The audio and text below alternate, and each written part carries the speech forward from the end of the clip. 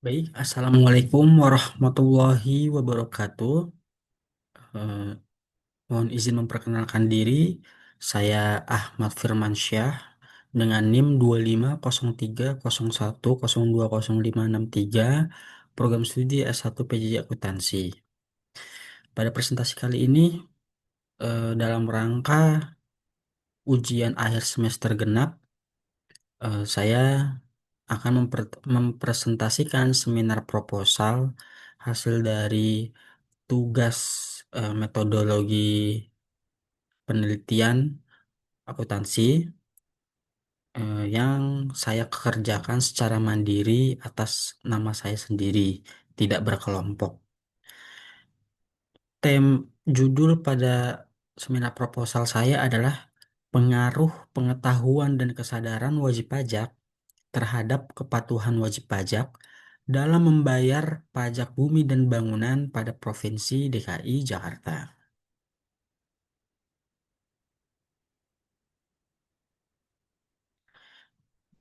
Bab 1 pendahuluan. Latar belakangnya adalah berdasarkan Undang-Undang Nomor 28 Tahun 2009, pengelolaan PBBP 2 itu resmi dialihkan dari pemerintah pusat ke pemerintah daerah untuk meningkatkan PAD, pendapatan asli daerah. PBB merupakan komponen pajak yang sangat strategis dan berpotensi besar membiayai pembangunan karena mencakup seluruh daratan dan bangunan di Indonesia. Optimalisasi penerimaan PBB masih terhambat oleh rendahnya kepatuhan wajib pajak dan minimnya kepercayaan pada sistem administrasi perpajakan. Nah, ketidakpatuhan ini memicu perilaku negatif seperti pengelakan, kelalaian, hingga penyelundupan pajak yang berujung pada penurunan penerimaan kas negara.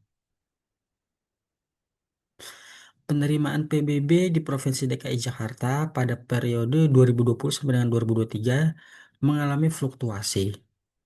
Data yang tersedia di website Bapenda Jakarta memang hanya tahun 2020 sampai dengan 2023. Untuk tahun 2024 dan 2025 itu belum tersedia. Nah, penurunan realisasi pajak sempat terjadi akibat dampak pandemi COVID-19 yang mendorong Pemprov DKI memberikan berbagai insentif pajak. Penelitian ini merupakan pengembangan dari penelitian terdahulu Ahmad dan kawan-kawan tahun 2024.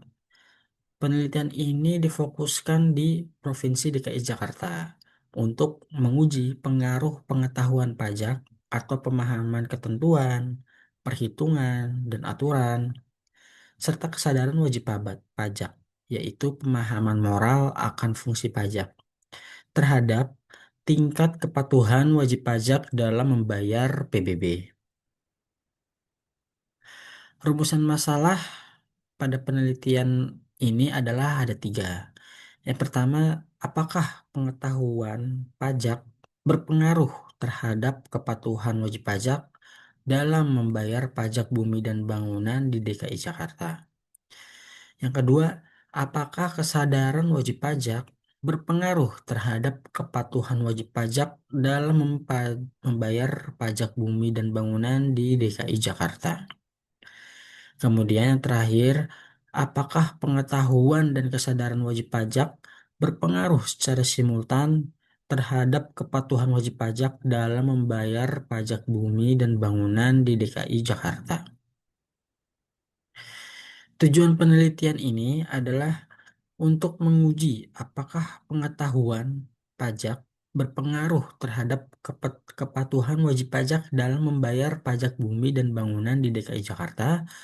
Kemudian untuk menguji apakah kesadaran wajib pajak berpengaruh terhadap kepatuhan wajib pajak dalam membayar pajak bumi dan bangunan di DKI Jakarta.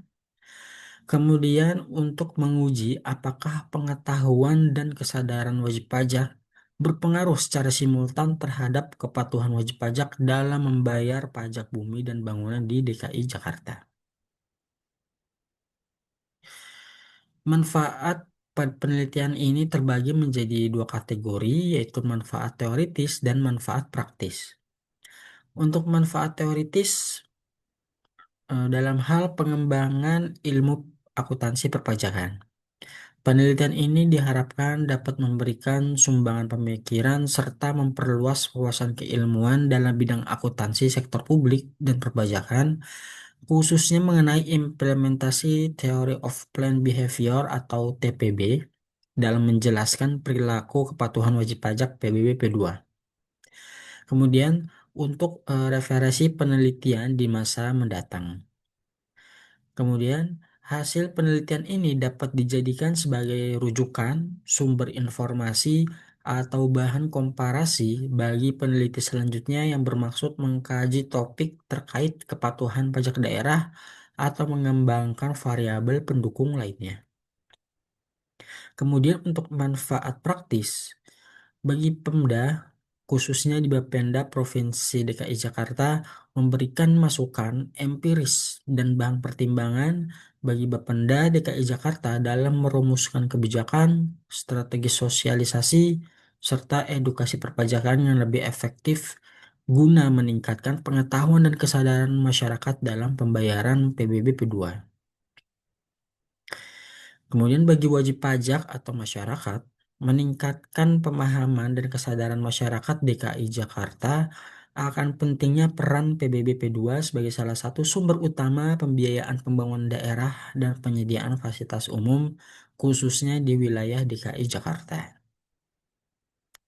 Kemudian bagi peneliti, eh, untuk menambah wawasan, pengalaman, serta kemampuan analisis praktis peneliti dalam mengaplikasikan teori-teori perpajakan yang diperoleh selama kuliah di program studi akuntansi Universitas Cyber Asia ke dalam fenomena di lapangan.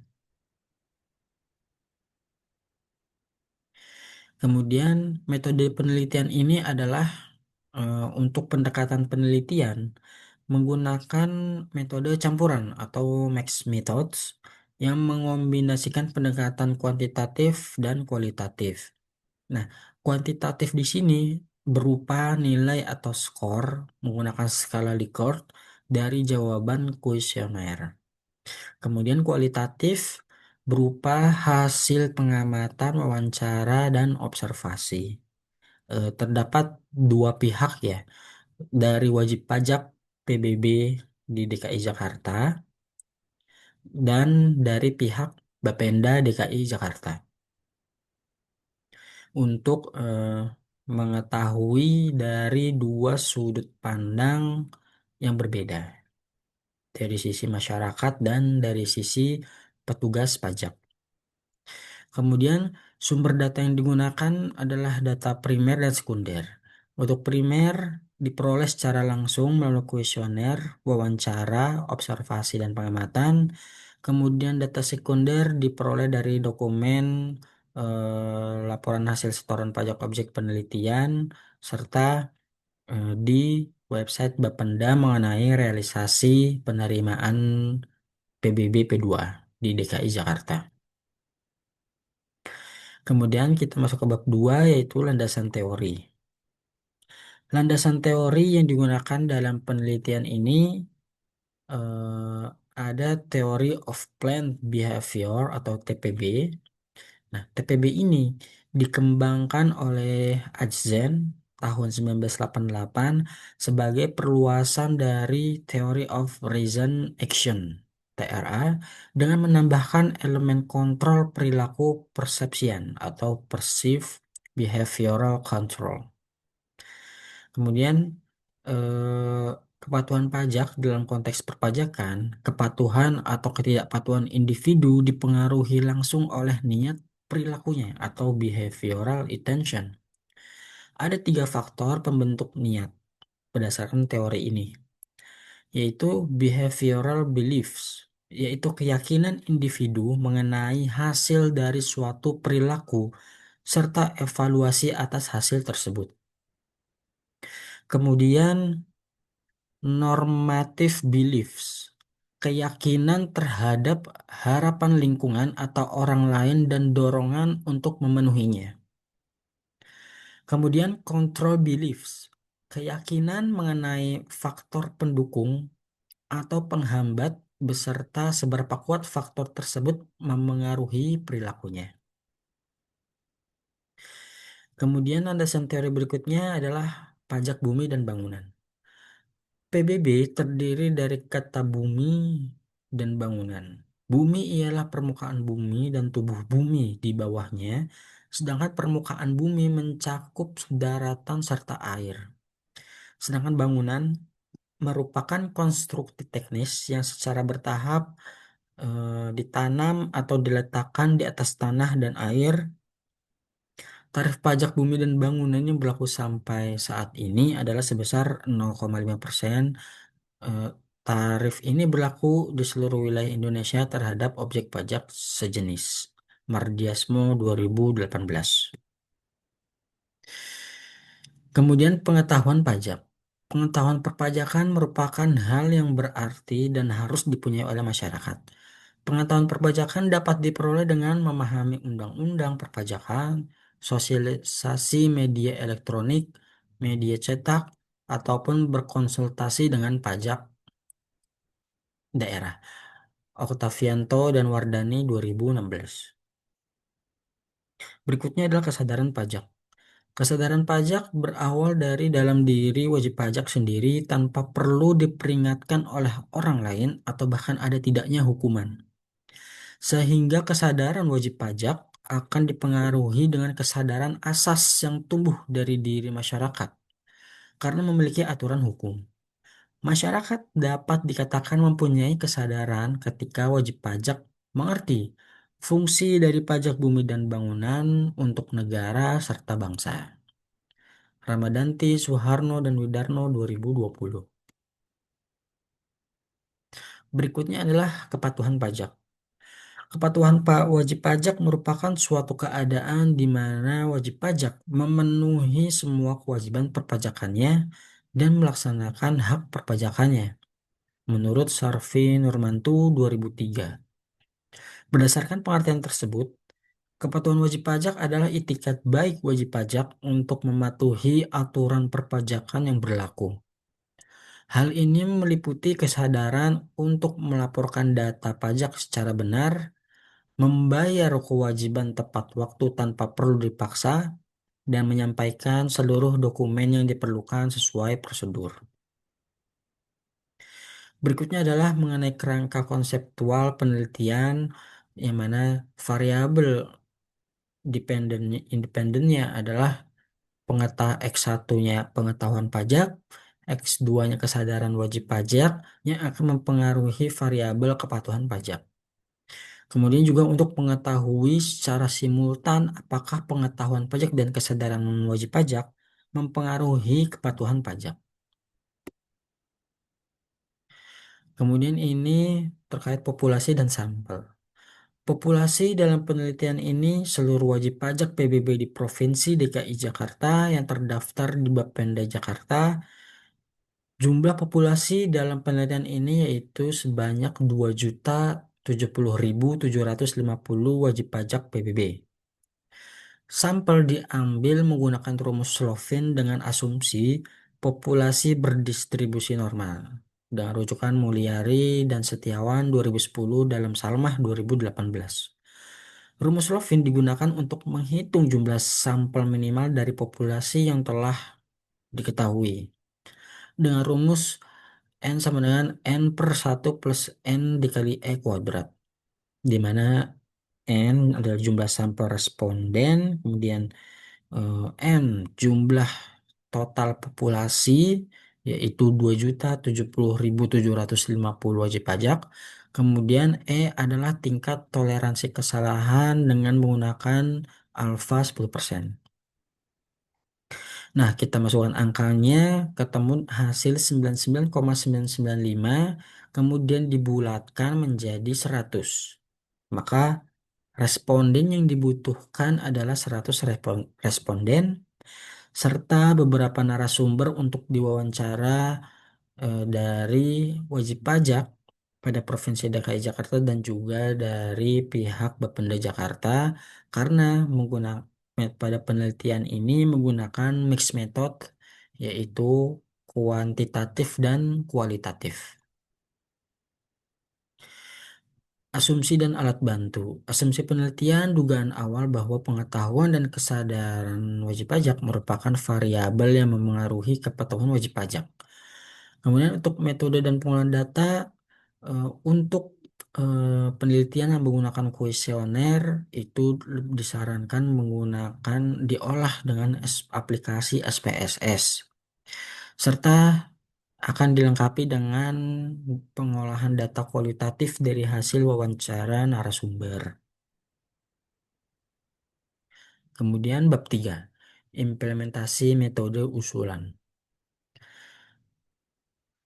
Pertama adalah yang dilakukan uji kualitas data.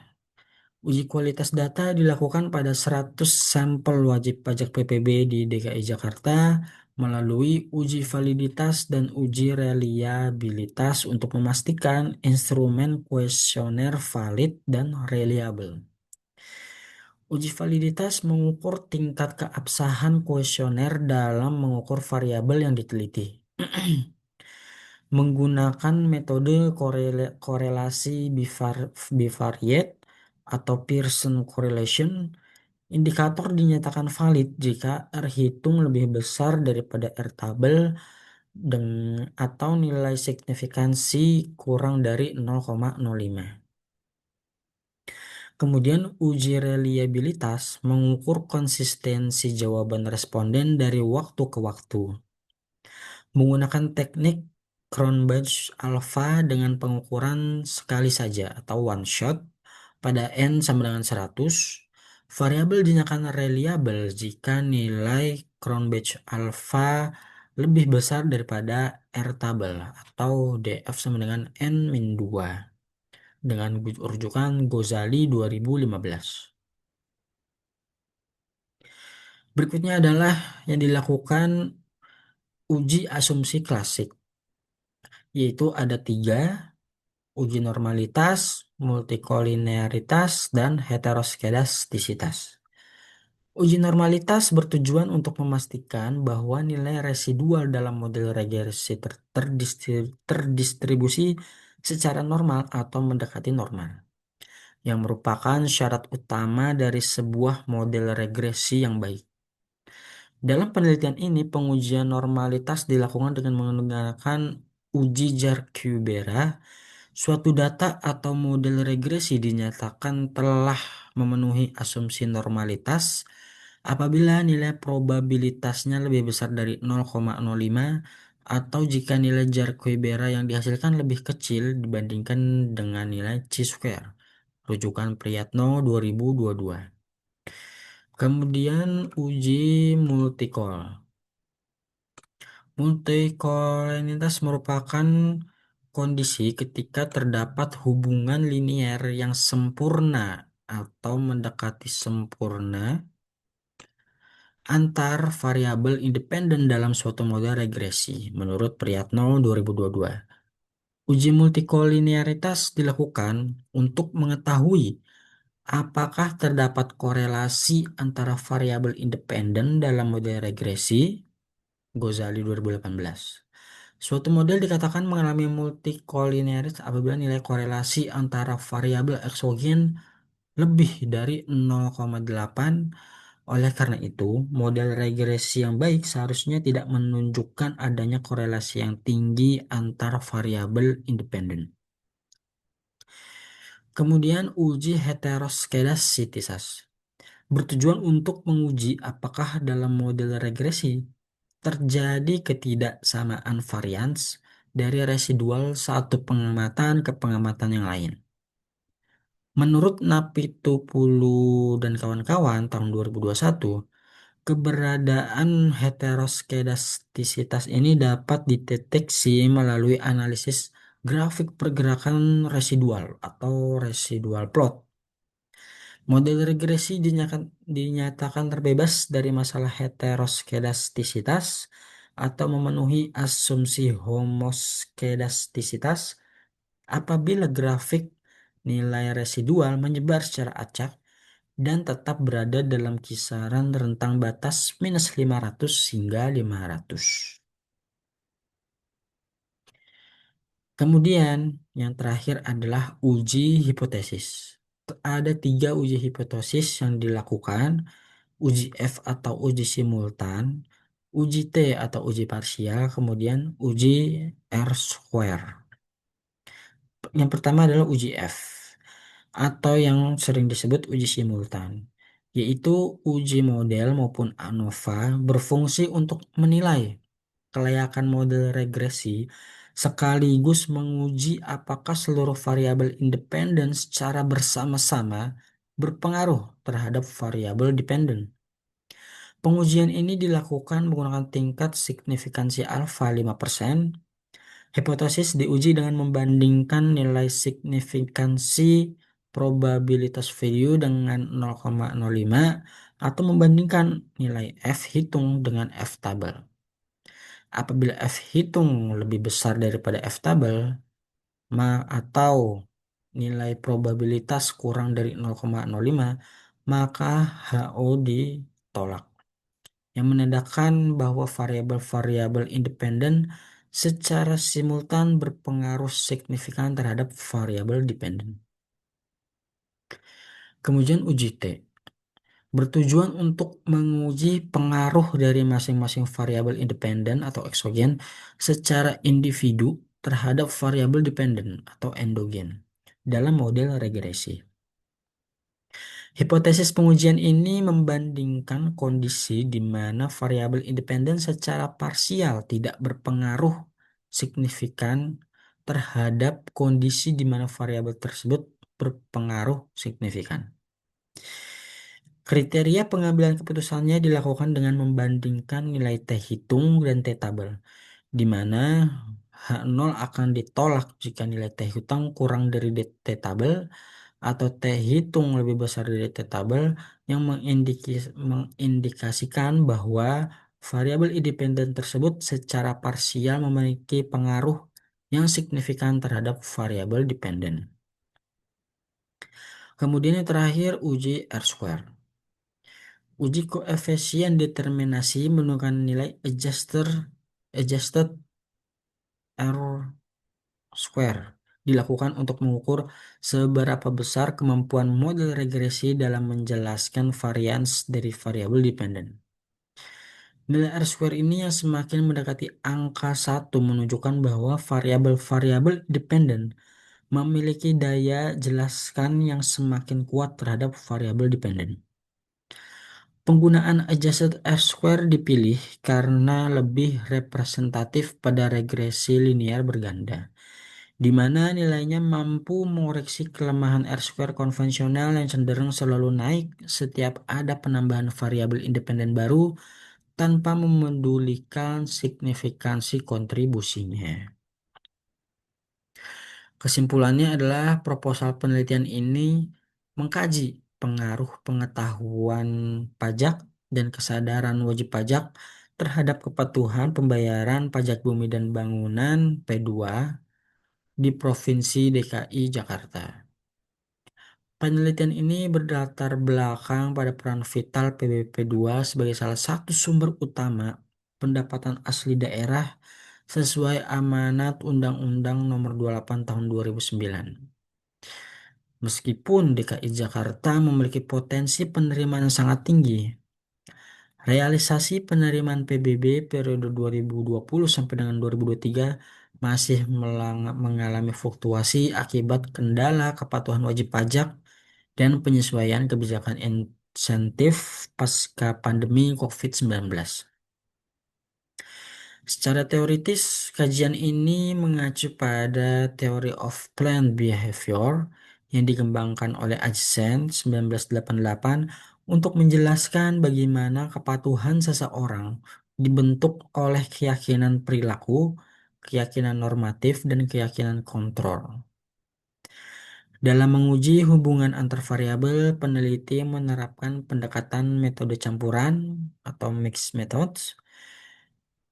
Data primer bersumber dari kuesioner berskala Likert yang disebarkan kepada 100 responden, yang mana hitungan 100 itu diambil melalui rumus Slovin dari total populasi 2.070.750 wajib pajak. Serta ber- eh, mewawancara mendalam, sedangkan data sekunder dihimpun dari laporan resmi realisasi pajak dari Bapenda Jakarta. Prosedur analisis data mencakup uji kualitas instrumen melalui korelasi Pearson dan Cronbach alpha. Dilanjutkan dengan uji asumsi klasik, yaitu uji normalitas, multikolinearitas, dan heteroskedasisitas. Pembuktian hipotesis dilakukan menggunakan uji F untuk melihat pengaruh secara simultan.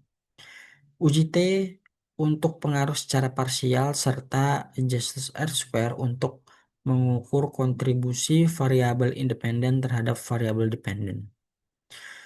Rangkaian penelitian ini dirancang untuk memberikan masukan konkret bagi Bapenda Jakarta dalam merumuskan strategi edukasi perbajakan yang lebih efektif.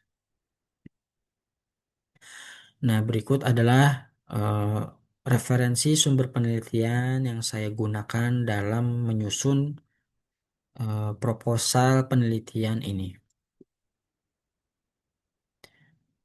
Nah, ini ya Bapak Ibu. Nah, kemudian ini lampiran yang mana ini adalah daftar kuesioner dengan indikator X1 yaitu pengetahuan wajib pajak. Terdapat 6 pertanyaan. Kemudian berikutnya ada kuesioner kesadaran wajib pajak dengan variabel X2. Ada 6 pertanyaan juga. Kemudian ini adalah kuesioner kesadaran wajib pajak. Ini adalah kepada kepatuhan wajib pajak variabel Y. Ada 4 pertanyaan yang mana kuesioner pertanyaan-pertanyaan ini saya ambil dari berbagai sumber jurnal yang telah saya cantumkan tadi di referensi. Nah, kemudian ini ada eh, beberapa wawancara ya, pertanyaan wawancara dan juga jawaban dari kedua pihak, yaitu wajib pajak dan pihak Bapenda. Nah, ini merupakan dari wajib pajak PBB Jakarta Selatan ya, Bapak Nurfatoni. Pertanyaan pertama adalah saya menanyakan bagaimana sejauh mana Anda mengetahui tata cara perhitungan, batasan objek pajak, serta tenggat waktu atau jatuh tempo pembayaran SPPT PBB P2 di DKI Jakarta. Jawaban Bapak Nurfatoni secara garis besar paham kalau PBB itu dihitung berdasarkan NJOP, tanah, dan bangunan. Batas waktu pembayarannya biasanya jatuh tempo di akhir September setiap tahunnya setelah SPPT diterbitkan. Tapi Bapak Fatoni itu mengatakan bahwa untuk perhitungan detailnya tidak hafal rumus pastinya, tapi angka terutangnya sudah langsung tertera jelas di lembar SPPT maupun dicek lewat aplikasi bayar online atau website Bapenda Jakarta. Kemudian untuk pertanyaan kedua, apakah Anda memedulikan atau mengetahui adanya sanksi atau denda jika terjadi keterlambatan atau kelalaian dalam pembayaran PBB? Bapak Fatoni menjawab, tahu bahwa ada sanksi denda keterlambatan per bulan dari nilai pajak terutang. Kemudian Bapak Fatoni mengatakan itu cukup memotivasi untuk membayar tepat waktu karena lumayan kalau dendanya menumpuk. Lagi pula kalau ada tunggakan PBB nanti sulit juga ya kalau mau melakukan transaksi jual beli tanah atau rumah atau pengurusan sertifikat kepemilikan ya. Kemudian pertanyaan ketiga mengenai indikator pengetahuan, melalui media atau saluran apa Anda bisa biasanya memperoleh informasi atau sosialisasi terkait PBB? Bapak Fatoni mengatakan paling sering lewat spanduk di jalan atau imbauan dari pihak RT RW setempat menjelang jatuh tempo. Selain itu juga Bapak Fatoni melihat informasi dari berita, media daring, akun media sosial resmi Pemprov DKI Jakarta, serta notifikasi aplikasi pembayaran digital. Kemudian saya juga menanyakan terkait indikator kesadaran wajib pajak. Bagaimana pandangan Anda mengenai kewajiban membayar PBBP 2 bagi pembangunan Sarpras di Provinsi DKI Jakarta? Bapak Fatoni menjelaskan bahwa ia menyadari bahwa PBB itu salah satu pemasukan daerah yang krusial.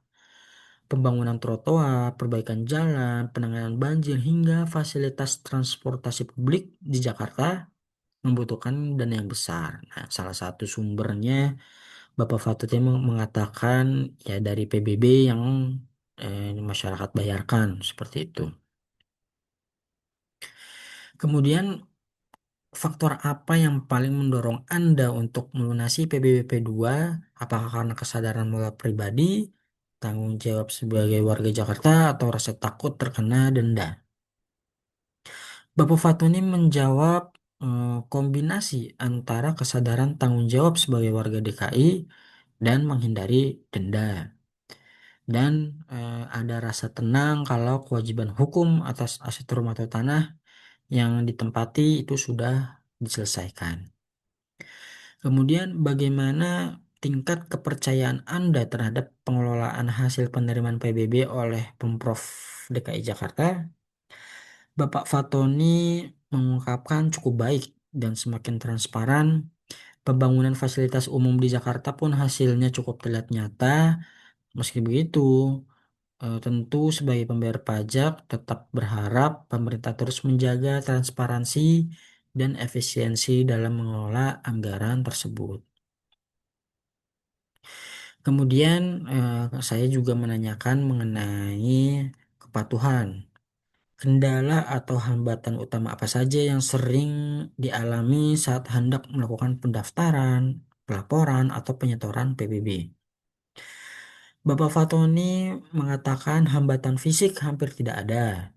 Dulu kendalanya kalau lembar fisik SPPT-nya terlambat sampai ke rumah dari pihak kelurahan atau RT. Tapi sekarang dengan adanya sistem SPPT elektronik, kendala pencetakan dan distribusi surat tagihan fisik pun sudah sangat berkurang seperti itu. Kemudian, apakah kemudahan sistem pembayaran elektronik atau online yang disajikan Bapenda Jakarta saat ini sudah memotivasi Anda untuk selalu membayar pajak tepat waktu? Bapak Fatoni menjawab, sangat memotivasi. Sekarang bayar PBB bisa lewat M-Banking, e-wallet, e-commerce. Jadi tidak perlu antri ke bank atau kantor Samsat atau Bapenda. Kemudian transaksi ini membuat tidak ada lagi alasan untuk malas atau menunda bayar pajak. Nah, berikutnya adalah wawancara dengan Bapak Ahmad Faris Rizky sebagai salah satu pegawai Bapenda Jakarta. Saya menanyakan 3 pertanyaan untuk melengkapi informasi yang saya butuhkan dalam penelitian saya. Yang pertama adalah berdasarkan pengamatan Bapenda, apa faktor dominan yang memicu terjadinya fluktuasi atau penurunan realisasi penerimaan PBB2 di DKI Jakarta pada periode 2020 sampai 2023? Bapak Faris mengatakan penurunan pada periode 2020 hingga 2023 di pada saat 2020-2021 itu dipengaruhi oleh dampak pandemi COVID-19 yang menekan kondisi perekonomian dan daya beli masyarakat. Nah, oleh karena itu, sebagai respons empati, Pemprov DKI merilis berbagai kebijakan insentif seperti diskon pokok pajak dan pembebasan denda. Nah, hal ini berpengaruh pada angka nominal realisasi. Namun, seiring pemulihan ekonomi di tahun 2023 dan kembalinya aktivitas bisnis, realisasi penerimaan PBB kembali mengalami tren kenaikan positif. Kemudian, saya juga menanyakan upaya dan program sosialisasi apa saja yang telah dilakukan Bapenda untuk meningkatkan pengetahuan dan kesadaran masyarakat terhadap kewajiban perpajakan khususnya PBB. Bapak Faris mengatakan mereka melakukan pendekatan secara masif melalui dua saluran, yaitu digital dan lapangan. Secara digital, mereka mengoptimalkan layanan ISPPT, sosialisasi edukatif di media sosial, dan kanal info pajak. Sedangkan secara lapangan, mereka bekerja sama dengan perangkat daerah, eh, kelurahan, RT, RW, dan unit pelayanan pemungutan pajak daerah untuk istilahnya jemput bola serta membuka booth layanan PBB di ruang publik atau acara kemasyarakatan, contohnya misal di Car Free Day seperti itu ya. Kemudian pertanyaan terakhir saya menanyakan bagaimana Bapenda mengevaluasi efektivitas insentif atau keringanan pajak yang diberikan kepada masyarakat dalam memulihkan kepatuhan wajib pajak. Kebijakan insentif pajak seperti pembebasan PBB untuk NJOP di bawah nominal tertentu, diskon bayar awal atau early bird, dan penghapusan sanksi administrasi terbukti sangat efektif. Kebijakan ini merangsang niat masyarakat untuk memanfaatkan momen tersebut guna melunasi tunggakan tanpa merasa terbebani denda. Hasil evaluasi menunjukkan adanya lonjakan partisipasi pembayaran saat periode program insentif berlangsung. Baik, demikian seminar proposal dari saya. Lebih kurangnya mohon maaf. Wassalamualaikum warahmatullahi wabarakatuh.